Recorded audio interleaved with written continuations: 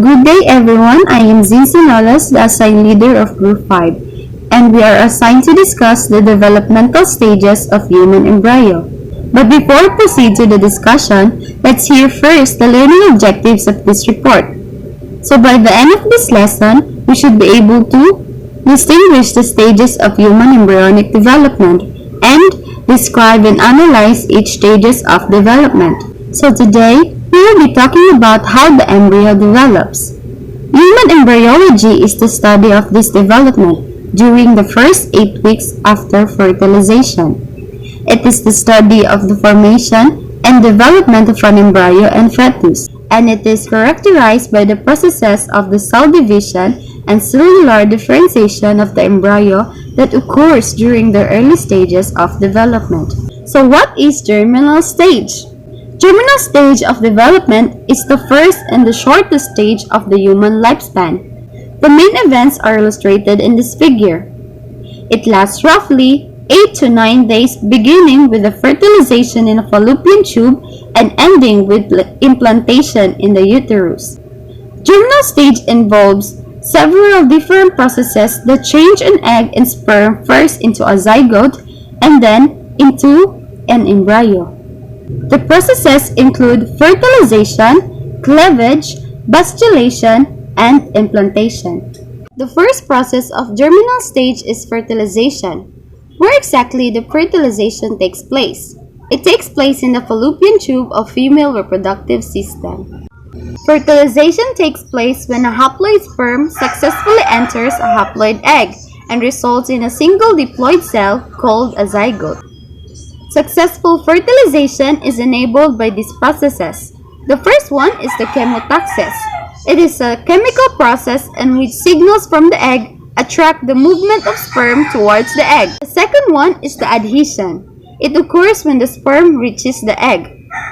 It causes reactions that block the entry of additional sperm. The last one is the digestion.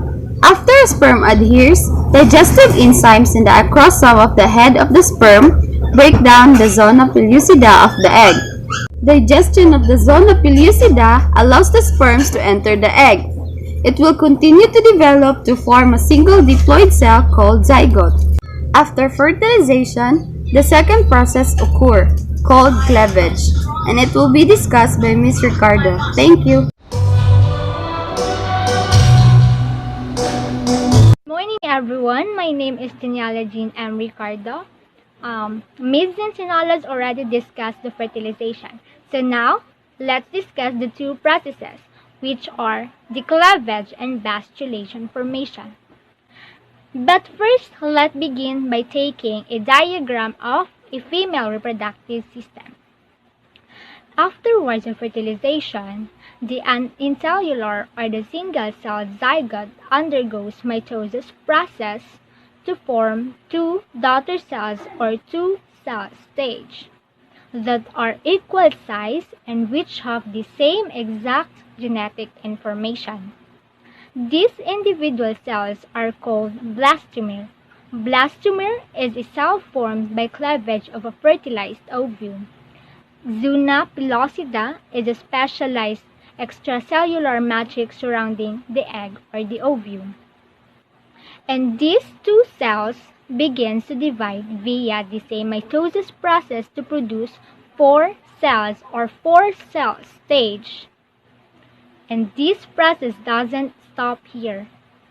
It continues until the four cells divided into 8 cells and 8 cells divided into as many 16 cells in Te4, and it's called the morula. Morula is a spherical structure of identical cells, and this is a structure that exists during the process of cleavage. The cells individuals do not actually grow. In fact, the cells get smaller and smaller, but these cells are identical. They carry the same exact genetic information, and they have an equal size. Cleavage purpose is to actually partition the zygote into many identical cells later on as the building blocks to actually from the developing embryo and eventually form the organisms. So this is the process of cleavage. Now, let's proceed to the process of bastulation. This structure, the morula, continue dividing the individual cells. The blastomers will continue to divide via mitosis process until it forms a sphere that consists of hundreds of cells, and inside the sphere have a hollow cavity that consists of fluid-filled ball, and this interstructure is called the blastula or the blastocyst. It is the process of bastulation, of changing the morula into a blastocyst, that eventually they will begin to organize themselves into three structure or the major parts of the fully formed blastocyst. First, the embryoblast or the inner cell mass. It is consists of mass of cell inside the blastocyst. These cells migrate to one end or pole of the blastocyst. Embryoblast cells are differentiated cells that will eventually develop into the embryo. The next, the blastocyst cavity or the blastocele, formed by the migrations of embryoblast cells to one pole of the blastocyst. The blastocele fills with fluid secreted by trophoblast cells. The next, the trophoblast. Trophoblast is the outer cell layer of the blastocyst. Trophoblast cells are differentiated cells that will implant in the uterus and eventually develop into the fetal portions of the placenta and other extra-embryonic. And the blastocyst remains confined within zona pellucida until it is ready to implant in the endometrium. Bastulation roughly occurs from 5 to 7 days after fertilization. That could be all. Thank you.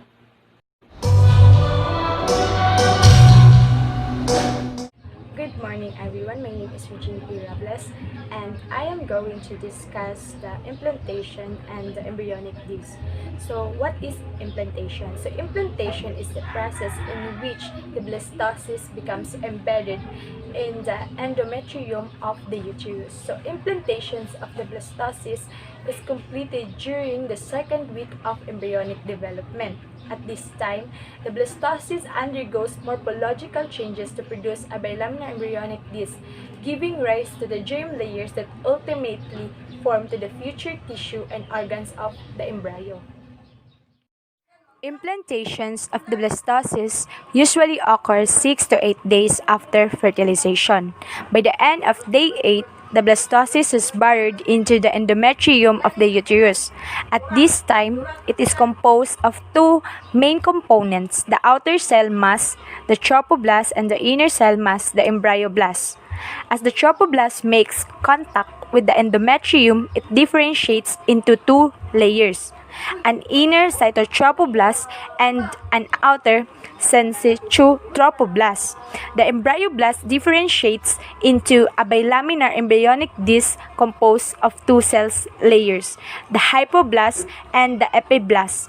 Soon after the embryonic disc has formed, a cavity begins to appear between the epiblast and the cytotrophoblast known as the amniotic cavity. Cells originating from the hypoblast begin to migrate, forming a thin membrane which covers the inner surface of the cytotrophoblast. This is called the exosomic membrane. The exosomic membrane and cells of the hypoblast together form the walls of the spermatic yolk sac by the day 9. The blastocyst is completely embedded in the uterus wall at this stage of development. The growth of the syncytotrophoblast and cytotrophoblast is much quicker than the bilaminar embryonic disc. Small holes called lacunae begin to form in syncytotrophoblast. As it continues to expand by day 12, the lacunae stop growing and fuse to form large interconnecting spaces called lacunae networks. capillaries in the endometrium surrounding the developing embryo dilate, forming maternal sinusoids as the syncytial trophoblast continues to expand. Enzymes begin to erode the lining of the sinusoids and uterine glands, allowing maternal blood and uterine secretions to flow into the lacunar networks. A uteroplacental circulations, the blood and uterine secretions only come into close proximity to the embryo, allowing the exchange of gases and metabolites around the same time. A new population of cells appears between the inner surface of the cytotrophoblast and the outer surface of the primitive yolk sac known as the extraembryonic mesoderm. Large cavity begins to appear in the extraembryonic mesoderm. These gradually fuse to form one single cavity called the chorionic cavity. Around 13 days after fertilization, a large portion of the exocoelomic cavity is pinched off, forming a smaller cavity, the secondary yolk sac, by the end of the second week of development. The chorionic cavity enlarges and the bilaminar embryonic disc is joined to the trophoblast by a band of extraembryonic mesoderm called the connecting stalk, the future umbilical cord. In summary, the implantation of blastocysts is completed during the second week of development. During this time, a bilaminar embryonic disc is formed, which is composed of the hypoblast and the epiblast. A number of extraembryonic structures are also formed during this week. So the bilaminar embryonic disc gives rise to the germ layers that form the organs and tissues of the embryo. A uteroplacental circulation is established as blood and uterine secretions flow into a lacunar network. The extraembryonic structures are formed amniotic cavity, amnion umbilical vesicle or the yolk sac, connecting stalk, and the chorionic sac. Hey everyone, my name is Romelois B. Nilazo and I was assigned to discuss the topic all about gastrulation. So by the way, what is gastrulation? So gastrulation is an embryological process where the implanted blastula rather, forms 3 germ layers. It occurs during the 3rd week of the following fertilization of the egg, and it is a transformative process whereby bilaminar disc comprising epiblast and hypoblast cells, so 2 layers, got transformed into trilaminar disc comprising ectoderm, mesoderm, and endoderm. So these 3 are the germ layers. So that means that gastrulation is a transformative process where epiblast and hypoblast cells and their layers will eventually become ectoderm, mesoderm, and endoderm. So in this lesson, we will be talking about the steps whereby the process occurs. So what is ectoderm? So ectoderm is the external germ layer and it forms from a epiblast layer and it later differentiate into integumentary in the nervous system and also in the pituitary gland. So this layer will eventually become the skin, the nervous system, so brain, spinal cord, and the rest of the peripheral nervous system. And also, it forms into the pituitary gland. So, next is what is the mesoderm? So, mesoderm is the middle germ layer and it literally forms within or in the middle of the hypoblast and epiblast layer, and it later differentiates the musculoskeletal, cardiovascular, reproductive system, and also the connective tissues as well. Mostly, it will become the muscle, bone, gonads, and etc. So next is the endoderm. So endoderm is the inner layer of the germ. So this forms from a hypoblast and will differentiate later into epiphyseal layers of the lungs, GI tract, the liver, pancreas, bladder, thyroid, and the parathyroid glands. In short, it forms to the internal organ. So the endoderm is the formation of the inner organs in our body. It forms our liver from the inner organs. So next, so after an egg has been fertilized by a sperm, that zygote will eventually become what is known blastocyst. The blastocyst contains the inner cell mass, is what will become of the organism itself, and the outside of the blastocyst contains cells known as trophoblast cells. The blastocyst has a inner core known as blastocele, which contains fluid to nourish these inner cells.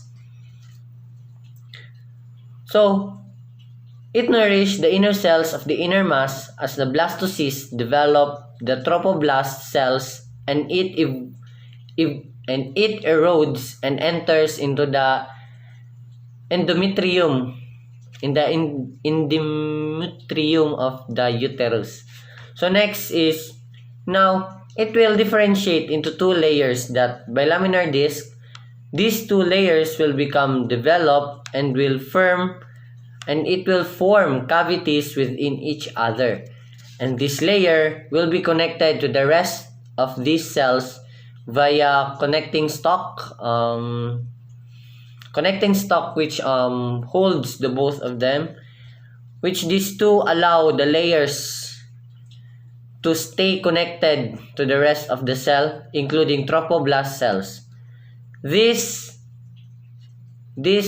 syncytial trophoblast cells will continue to penetrate deep into the endometrial layer of the uterus and become the placenta of the organism.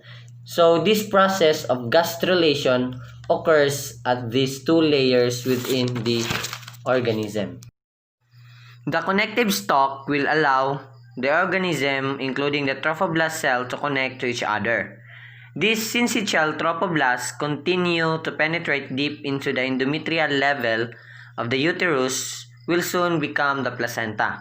This process of gastrulation occurs at these two layers, the one is squared up, within the organism. So we're going to zoom this portion up on the next slide.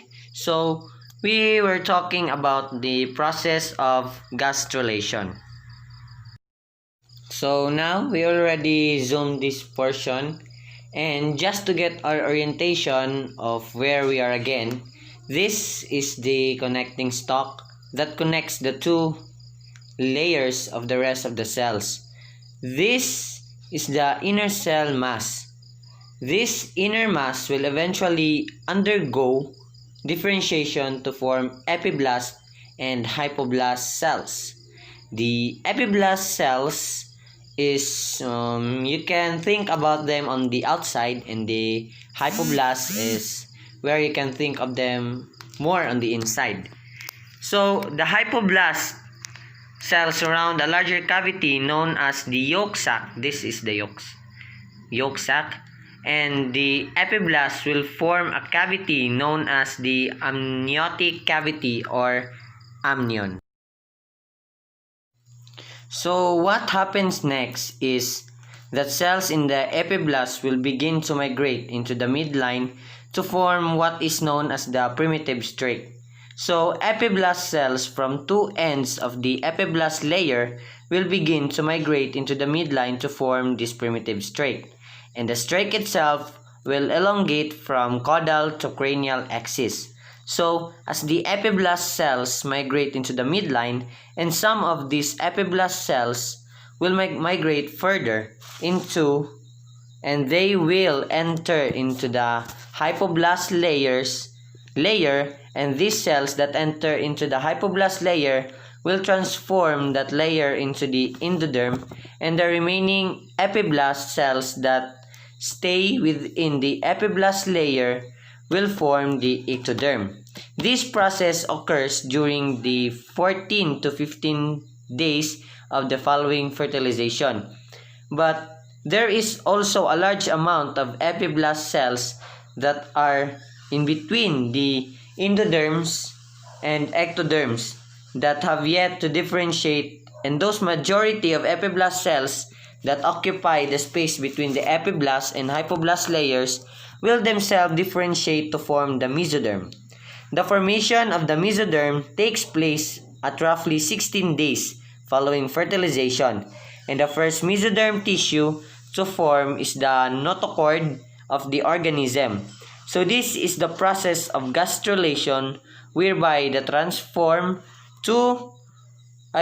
we transform two layers of the epiblast and hypoblast layers into the three germ layer, the endoderm, mesoderm, and the ectoderm. So as we know about the formation of the endoderm, that the endoderm focuses on the internal organs, which forms the liver, pancreas, and etc. And next is the mesoderm, the middle germ layer that literally forms the musculoskeletal, the bones, the cardiovascular, the reproductive systems, and also the connective tissue as well.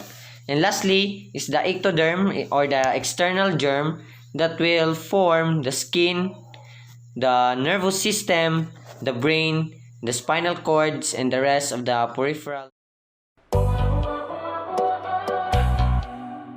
Good morning everyone, and especially to our teacher Ma'am Lagrada. So I am Shikaina Kaila J. Layasan, and I was assigned to talk about neurulation. So the next major development in the embryo is neurulation, which occurs during weeks 3 and 4 after fertilization. This diagram illustrates the process of neurulation, in which embryonic structures form that will eventually become the nervous system. It begins with structure of differentiated cells called a neural plate. Neural plates form from the ectoderm opposite the primitive streak. Two neural plate borders separate the neural plate from the rest of the ectoderm.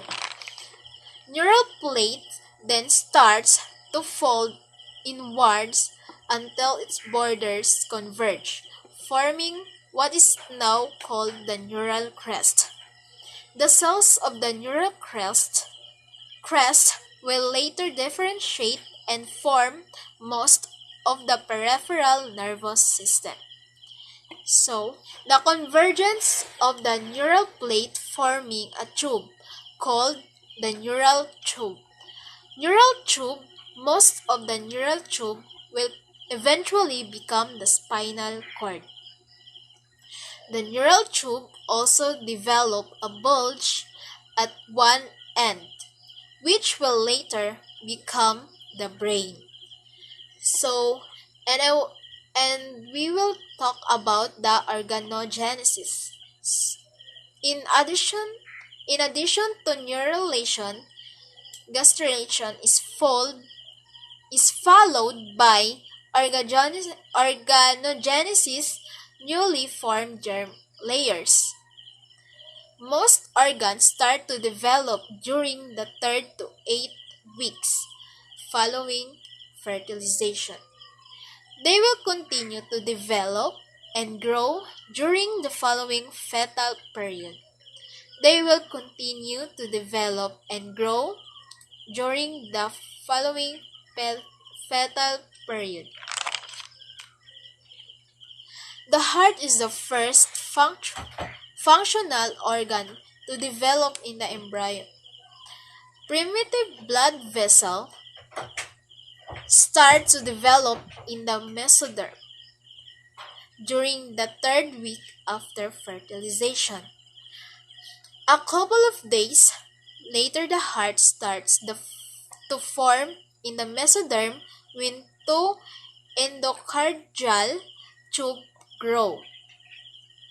The tubes migrate towards each other and fuse to